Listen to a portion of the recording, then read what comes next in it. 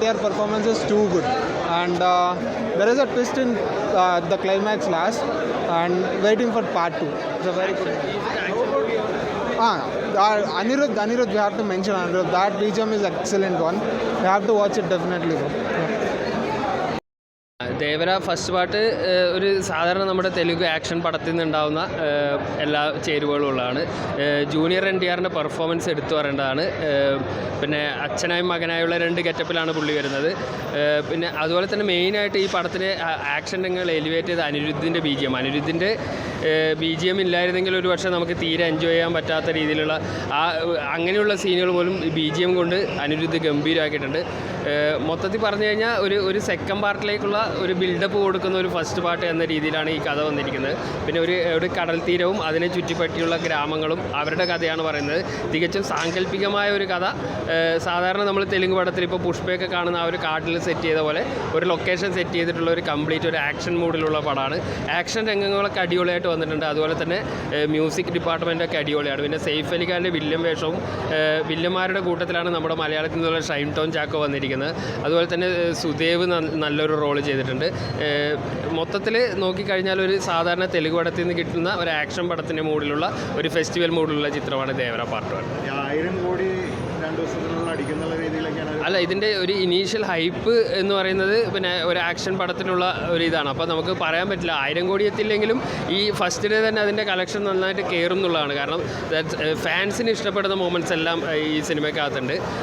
കാരണം നമുക്കിപ്പോൾ നമ്മുടെ മലയാളി ഓഡിയൻസ് നമ്മുടെ ഒരു ടേസ്റ്റ് വെച്ചിട്ട് അവരുടെ ആ ഒരു കളക്ഷനെ നമുക്ക് ജഡ്ജ് ചെയ്യാൻ പറ്റില്ല. കാരണം നമുക്കത് ഇവിടുത്തെ ഒരു ആക്ഷൻ സിനിമയുടെ മൂഡിലല്ലല്ലോ അവിടുത്തെ ആക്ഷൻ പടങ്ങൾ സെറ്റ് ചെയ്യുന്നത്. പക്ഷേ അതുപോലെ തന്നെ ഒരു ഫസ്റ്റ് ഡേ അവരുടെ ക്രൗഡിന് ഇരുന്ന് കൂടെ കണ്ടപ്പോഴുള്ള ആ ഒരു ക്രൗഡിൻ്റെ റെസ്പോൺസ് വളരെ നല്ല റെസ്പോൺസ് ആയിരുന്നു. അപ്പോൾ ആ ഒരു റെസ്പോൺസ് ആന്ധ്രയിലും അങ്ങനെയുള്ള കേരളത്തിന് പുറത്തൊക്കെ തുടർന്നു കഴിഞ്ഞാൽ ഗംഭീര വിജയത്തിലേക്ക് എത്തേണ്ട സിനിമയാണ് ദേവര എന്നാണ് തോന്നുന്നത്.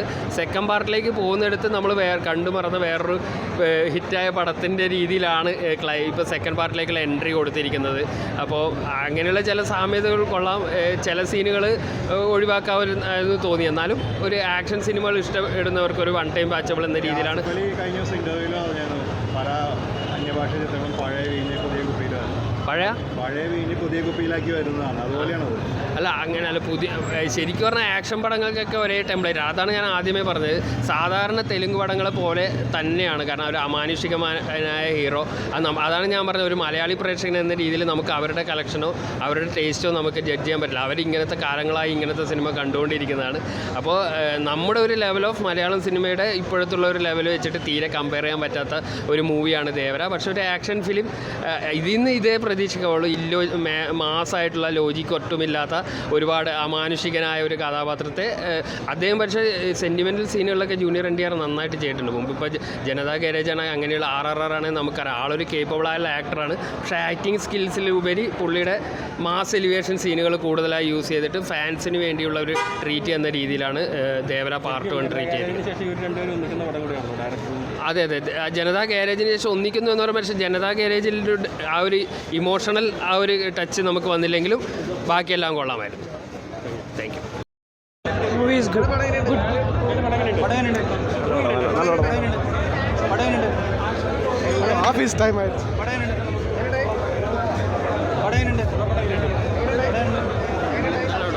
നല്ല പടം.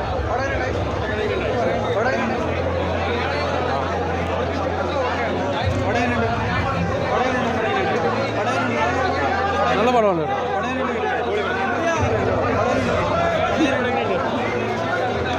Super.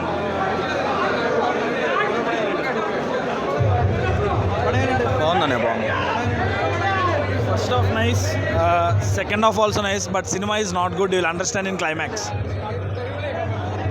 Okay, average. Why did Vara kill Devara? Super. Yeah, nailed it as usual. Not good. Super. ഞാൻ കണ്ടില്ല. പൊളിച്ച്. Super bro.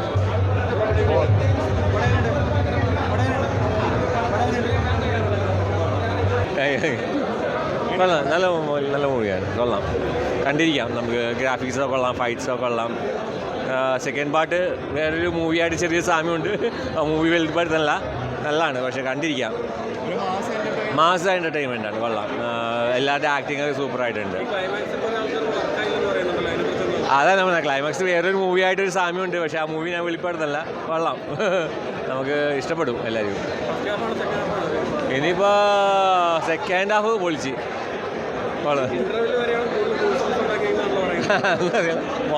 കൊള്ളാം, കണ്ടു നോക്കണം, എന്നാലേ അറിയാൻ പറ്റുള്ളൂ.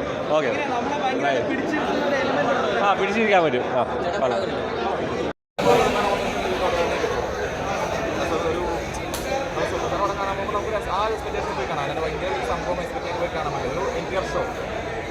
നല്ല മേക്കിംഗ് ആയിരുന്നു, നല്ല സോങ്സ് ആയിരുന്നു, ഒരു ഫൈബറിയൊക്കെ അറിയിച്ച് ചെയ്തിട്ടുണ്ട്. ഇഷ്ടപ്പെട്ട ആൾക്കാർക്ക് ഇഷ്ടപ്പെടും. അനിരുദ്ധിന്റെ മ്യൂസിക് ഒക്കെ എങ്ങനെയുണ്ടായിരുന്നു? നല്ല രീതിയായിരുന്നു. ഫുള്ളി പടം എങ്ങനെയാണ്? പടം കൊള്ളാം.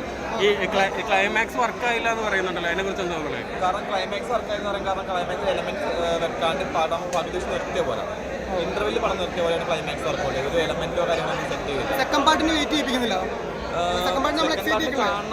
കാണാൻ സാധനം, പക്ഷേ എലമെന്റ് വർക്കൗട്ട് ചെയ്യാൻ പറ്റില്ല.